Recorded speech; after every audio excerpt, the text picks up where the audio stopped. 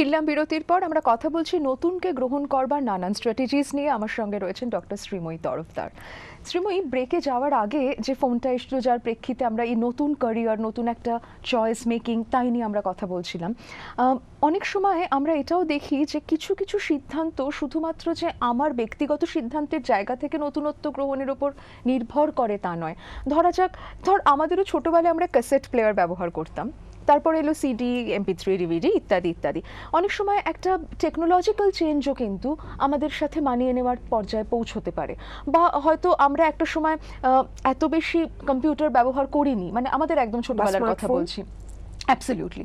তো এই যে বদলগুলো, যেগুলো আমাদের সমাজে ঘটে যায়, বা যেগুলো হয়তো আমাদের বিজ্ঞানে ঘটে যায়, বা অনেক সময় রাজনৈতিক প্রেক্ষাপটে ঘটে যায়, সেটার আমাদের মনোজগতের উপর কি প্রভাব পড়তে পারে বলে তোর মনে হয়, বা তার সাথে আমাদের কোপ করাটা কিভাবে সম্ভব হতে পারে বলে তোর মনে হয়? আবার ওই একই জায়গাটা আসলে মানে পুরো ব্যাপারটাই তার নিজস্ব ফ্লেক্সিবিলিটি এবং সে কতটা রেজিস্ট্যান্ট টু চেঞ্জ সেটার উপরে মানে নির্ভরশীল। ইউজুয়ালি রেজিস্ট্যান্স টু চেঞ্জ যারা খুব তাদের মধ্যে ব্যক্তিত্বে যাদের থাকে, তার মূলে কি থাকে, তুই যদি একটু আমাদের দর্শক শ্রোতা বন্ধুদের সঙ্গে ভাগ করে নিস।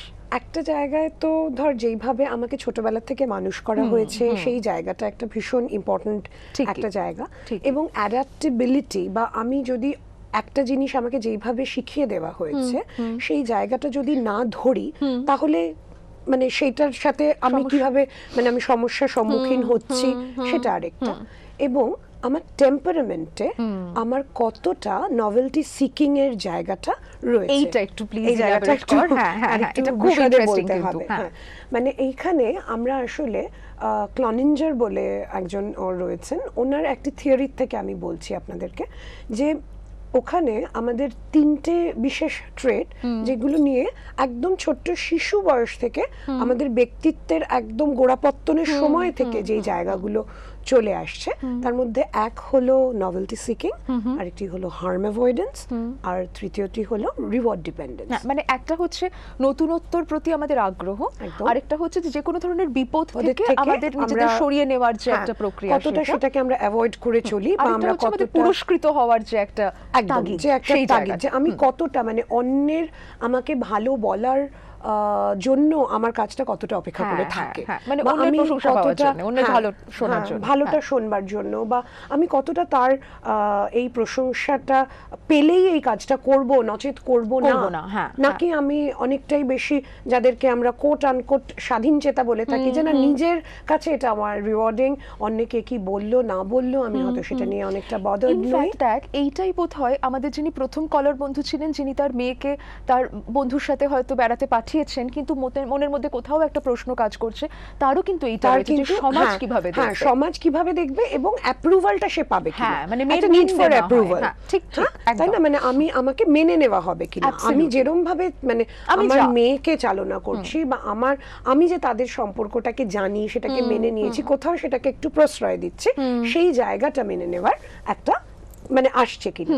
তো এই মানে দুটো তিনটে জিনিস মানে কিভাবে আমরা মানে এই যে বলছিলাম যে নভেলটি সিকিংটা কিন্তু একটা যদি কারোর টেম্পারামেন্টাল ট্রেট থাকে, মানে এইটা নিয়েই সে জন্মেছে, তার মেজাজটাই ওরকম যে সে নতুনত্বকে চায় না, একদম চায় না। যদি আমরা বলি যে নভেলটি সিকিং লো, তার মানে হলো যে মানে এখন এখানে কলকাতা শহরে বসে জাপানি খাবার কিনতে পাওয়া যায়, আমার তা নিয়ে কোনো মাথা ব্যথা নেই, আমি কিন্তু আমার বিউলির ডাল, পোস্ত এবং ভাতে আমি শুনেই কিন্তু ঠিক আছে, আমি যদি সেইটা হই, আর নাকি আমি মেডিটেরেনিয়ান তো মেডিটেরেনিয়ান, অক্টোপাসের ঠ্যাং ভাজা তো তাই, আবার জাপানি সুশি তো তাই, মানে যে কোনো জিনিস যেটা নতুন সেটা আমাকে ভীষণ ভাবে আকৃষ্ট করে।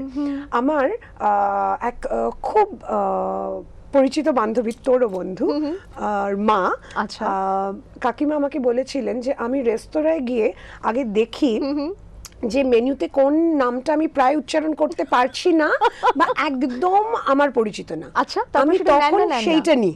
আরে না, মানে ওনার নভেলটি সিকিংটা কিন্তু এত হাই, আচ্ছা ঠিক আছে, এবং ওনার হাজবেন্ড মানে কাকু কিন্তু ঠিক নভেলটি সিকিং এর ঠিক অন্যদিকে। অন্য দিগন্তে রয়েছেন। তো তাই জন্য সেটা নিয়ে মাঝে মাঝে তাদের সংঘাত হয়, কিন্তু তারপরে তারা একটা মানে গোল্ডেন মিডল পাথ নিয়ে নিয়েছেন, যে কিছু সময় আমারটা, কিছু সময় এই তোমারটা, মধ্যপন্থার একটা কিন্তু কোনো মধ্যপন্থা, মানে সেটার আর বিকল্প নেই। তো একদম। সেই জায়গাটা ওনারা কিন্তু নিয়ে নিয়েছেন এবং ভীষণ সাকসেসফুলি ওরা চালিয়ে যান। সেটাকে এই চালিয়ে নভেলটি যাচ্ছেন। সিকিং এর সাথে কি বোরডামকে তুই কোথাও আনবি? নিশ্চয়ই নিশ্চয়ই, কারণ দেখ নভেলটি সিকিং এর একটা মানে আমরা যদি ক্লনেঞ্জারের স্কেলটার কথা ভাবি, সেইখানে কিন্তু বোরডাম একটা ডেফিনেট জায়গা, বা থ্রিল সিক করার এইগুলো কিন্তু বেশ কিছু কম্পোনেন্ট।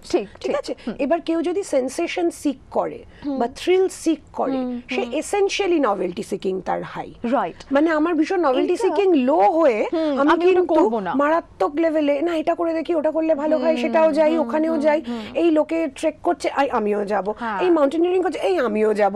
কিন্তু মানে যার নভেলটি সিকিং লো হবে, সে বলছে করুক না, আমার সেই চিরাচরিত বই তো আছে, আমার সেই থাকি না। পুরনো অভ্যাসের পিছু হ্যাঁ। টানটুকু আমার থাক। একেবারে একেবারে ওয়েল সেড। তো একদম সেই জায়গাটাই তাদের মানে মানসিক ভাবে তাদেরকে সেইখানে কিন্তু এগোতে দেন না। বেশ বেশ, আমাদের একটা ফোনে আছে কেউ একজন বন্ধু। হ্যালো হ্যালো হ্যালো হ্যাঁ হ্যালো, নমস্কার, বলুন, শুনছি। হ্যালো হ্যালো আচ্ছা, আমি একটা কথা বলতে চাইছিলাম হ্যাঁ বলুন। যে আপনি যে নমস্কার, প্রথমে নমস্কার করে নিন নমস্কার। আগাম বর্ষের শুভবর্ষের দিয়ে আপনাকেও অনেক আমার শুভেচ্ছা। প্রশ্নটা একটু অন্যরকমের। বলুন। আমি বলছি আপনাদের মাইন্ডসেট নিয়ে কথা বলছেন, যেটা এখন এই মাইন্ডসেটের যেটা ধরুন চিরাচরিত ব্যাপার, যেটা আমার পূর্বপুরুষ থেকে দেখে আসছে, সেটা বৈবাহিক ইনস্টিটিউশনের মধ্যে দিয়ে আমাদের সম্বন্ধগুলো চলে। কিন্তু ইদানিং এই সুপ্রিম কোর্টের কিছু কিছু জাজমেন্ট আসছে যে live together is also allowed, এবং এই পরশুদিন দেখলাম লিভ টুগেদার যদি অনেক দিন হয় তাহলে কিন্তু এটা বৈবাহিক সম্পর্ক বলে মেনে নেওয়া হবে, মানে এটার বৈধতাটা স্বীকৃত হচ্ছে। হ্যাঁ এটা বৈধিত ভাবে স্বীকৃত হচ্ছে। কারণ এই যে মাইন্ডসেটটা চেঞ্জ, ধরুন আজ থেকে 100 বছর আগে থেকে যে বৈবাহিক সম্বন্ধের সেটটাকে চলে আসছে, আমরা হঠাৎ করে সমস্তটা চেঞ্জ হয়ে যাচ্ছে। বুঝতে পারছি। কিন্তু আমাদের সমাজ কিন্তু এটা নিতে পারছে না। তাহলে এখন আপনি ঘরে ঘরে এখনো আপনি ডিস্ট্রিবিউটার দেখতে পাবেন না। বুঝতে পারছি আপনি কি বলছেন। 100 থেকে 1 লাখে একটা হয়তো দেখতে পাবেন কলকাতাতে, আমি বম্বে দিল্লির কথা বলছি না। কলকাতাতে হয়তো লাখে একটা কি দুটো কি তিনটে দেখতে পাবেন, আমি জানি না, আমি হয়তো ভুল হতে পারে। কিন্তু এই যে মাইন্ডসেটটা, এই মাইন্ডসেট কে ঠিক করবে এবং কি করে ঠিক হবে? কারণ আপনি বলছেন না যে ওইটা ঠিক ছিল, এইটা খারাপ আমি হয়েছিল, বুঝতে পারছি আপনি কি বলছেন। এই মাইন্ডসেটটা যে চেঞ্জ, এই ফ্রম মানে 0 to 100 মাইন্ডসেট চেঞ্জটা, একদম এই একদম। সেটটা কতদিনে চেঞ্জ হবে এবং কি করে চেঞ্জ হবে এবং এটা খুব মানে খুব কিভাবে ভালো চেঞ্জ হবে, এইটা আমার কোশ্চেন। খুব ভালো প্রশ্ন, আপনাকে অনেক ধন্যবাদ। কারণ এটার মধ্যে দিয়ে এই যে আমরা একটু আগে কথা বলছিলাম না, আলোচনাটা, শ্রীময়, হ্যাঁ। যে শুধু ব্যক্তিগত স্তরেই তো পরিবর্তন আসে না, একদম। আমাদের চারপাশে নানান কিছু ঘটে যায় যার সাথে আমাদের মানিয়ে নিতে হয়। নিশ্চয়ই। এটা আইনি স্তরে একটা পরিবর্তন, আইনি স্তরে একটা নতুনত্ব, সেইটাকে আমরা যে আমাদের সমাজ macro কিভাবে change নেবে। এর কথা, এক্স্যাক্টলি, মাইক্রো থেকে ম্যাক্রোতে Macro, যদি আমরা একদম, উত্তীর্ণ হতে যাই সেইখানে, এবং এই যে মূল্যবোধ নিয়েও আমরা কথা বলছিলাম, দেখ আমার মনে হয় ওনার প্রশ্নের মধ্যে কিন্তু সেটাও কোথাও নিহিত আছে, একটু নিশ্চয়ই, যদি অ্যাড্রেস করিস। নিশ্চয়ই। একটা জায়গা আমার যেটা মনে হচ্ছে যে দেখুন, আজকে আপনি কলকাতার প্রেক্ষিতে বলতে গিয়ে আবার বললেন না বম্বে দিল্লিতে, কিন্তু না, তার মানে সেইখানে কিন্তু সেই চেঞ্জটা আপনি নিজেই বুঝতে পারছেন যে বোধহয় কোথাও ইনিশিয়েটেড হয়ে গিয়েছে, হ্যাঁ। তো তাহলে কোথাও গিয়ে আমাদের সমাজ আসলে ঠিক ওরকম ভাবে তো নির্ধারণ করে দেয় না যে আজকে আমি এই বলটা গড়িয়ে দিলাম, এবার ওইটা মানে চলুক, বা ঠিক 20 কিলোমিটার যাওয়ার পরে বা 2000 কিলোমিটার যাওয়ার পরে আমি ধরে নেব যে এটাই সেট পয়েন্ট, সেটা না।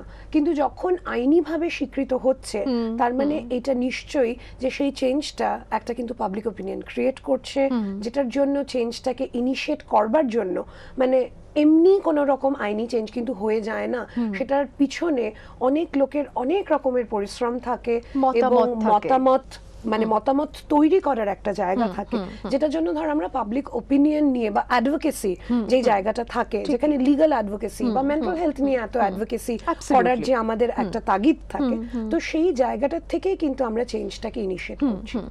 এবং এখানে বোধহয় আরেকটা জায়গাও খুব উল্লেখযোগ্য শ্রীময়, যেটা ওনার কথার মধ্যে আমরা কোথাও একটু আভাস পাচ্ছিলাম যে এটা ঠিক না ভুল উনি বলছেন, আমি সেটার মধ্যে ঢুকতে চাই না, কিন্তু কতটা গেলে মাইন্ডসেট পরিবর্তনের প্রয়োজন আছে, মানে কোন ক্ষেত্রে আমি বদল করে নেব আর কোন ক্ষেত্রে আমি আমার স্থানে একেবারে পূর্ব অভিজ্ঞতা নিয়েই এঁটে বসে থাকবো, এই যে একটা আমার নিজস্ব দ্বন্দ্ব, সেটাও বোধহয় কোথাও ওনার ফোনটাতে ছিল। নিশ্চয়ই, কারণ মানে সব পরিবর্তনে কি আমিও একেবারে নিজেকে এগিয়ে নিয়ে যাব?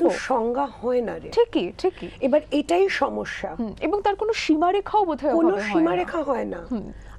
কে কতটা কিভাবে আধুনিক, মানে যে সত্যি নভেলটি সিকিং না করে যে জাপানি রেস্তোরাঁয় গিয়ে সুশি খাচ্ছে না, কিন্তু সে কিন্তু তার স্ত্রীকে একবারের জন্য বলছে না যে না আমি তোমাকে চাকরি করতে যেতে দেব না। ঠিকই, একদম খুব প্রাসঙ্গিক একটা জায়গা। এই আধুনিকতাটা কিন্তু তার শুধু ওই বিদেশি খাবার উপরে বা সে 4টি ইংরেজি বই পড়লো কিনা তার উপরে নির্ভরশীল নয়, তার জীবন সম্পর্কে ভাবনার উপর একদম তাই, এবং মানে তার জীবন দর্শনের উপরে সেটা নির্ভরশীল। নিশ্চয়ই। আরেকটা যেটা ভীষণ ভীষণ ইম্পর্টেন্ট, যে অনেক চেঞ্জ আমাদের কাছে ইনিশিয়েটেড হয়ে যায়।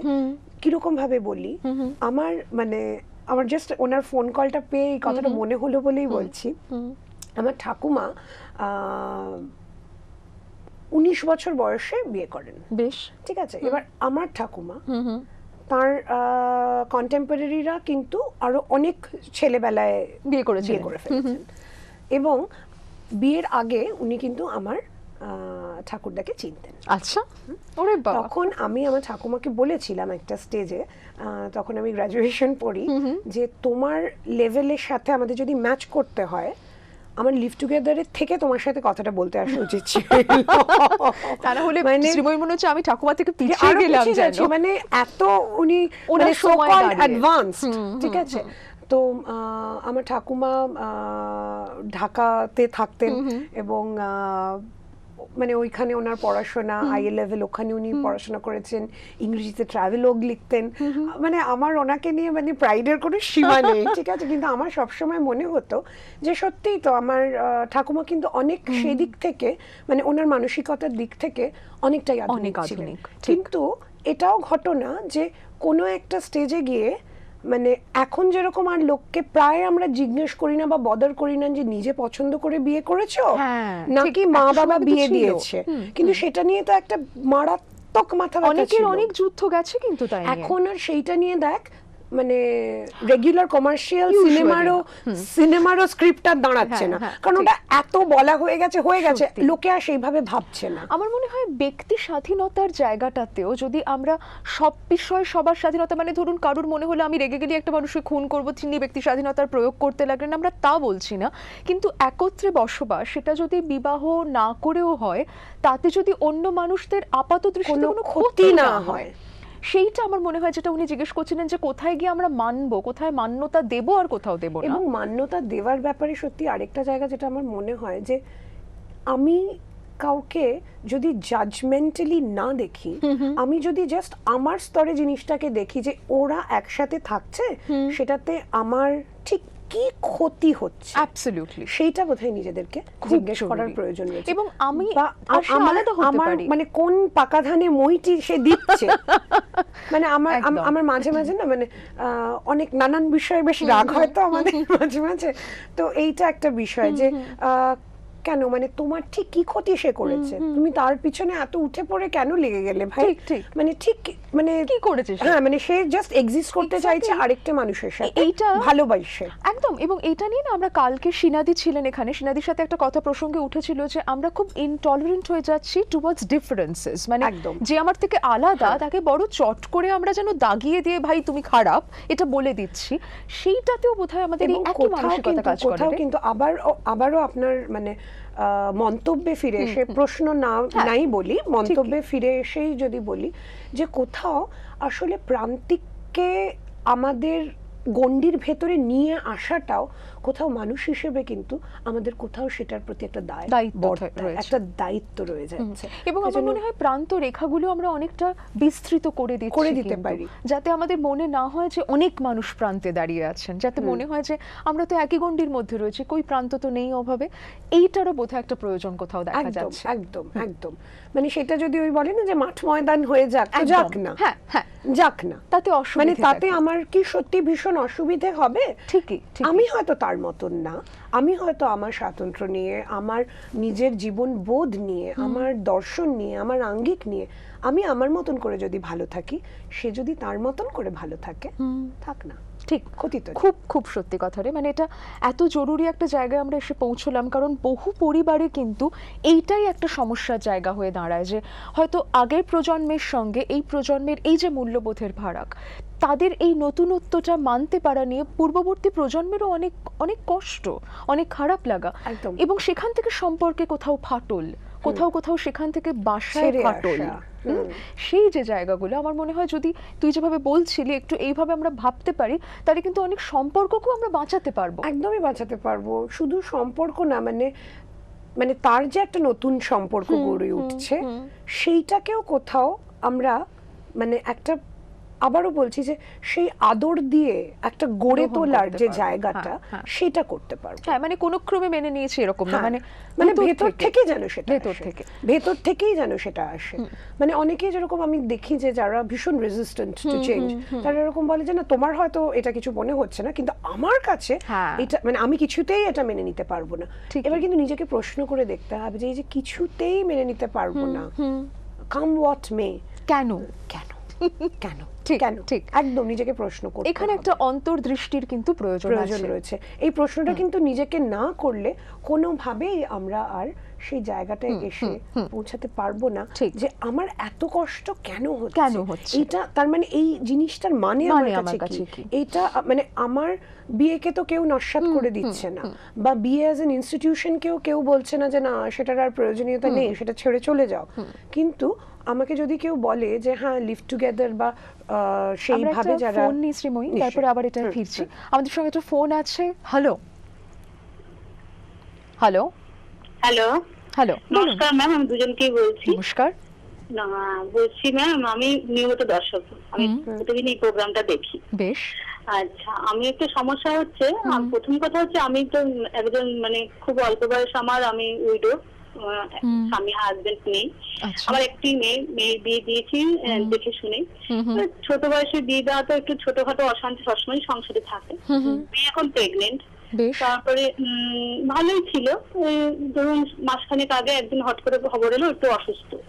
তখন আমি গেলাম, আমি আমার আত্মীয় একজনকে নিয়ে গেলাম, গিয়ে দেখে এলাম ভালোই আছে। হট করে আজকে ফোন আসছে যে বলছে, মেয়ে বলছে যে মা আমি তোমার কাছে কি কতদিন থাকবো, কথা ছিল যে ওখান থেকেই ডেলিভারি হয়ে তারপরে আমার কাছে আসবে।